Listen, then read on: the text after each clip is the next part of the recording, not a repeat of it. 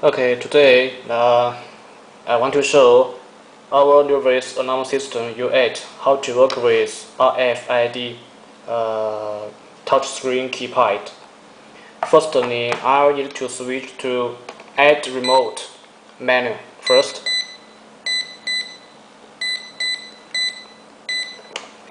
And trick signal twice from the keypad.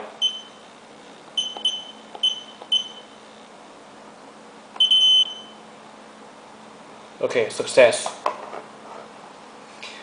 Now we can disarm first on the keypad.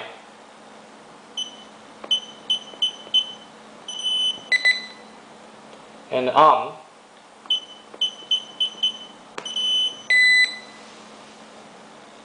Away arm. So it's very easy.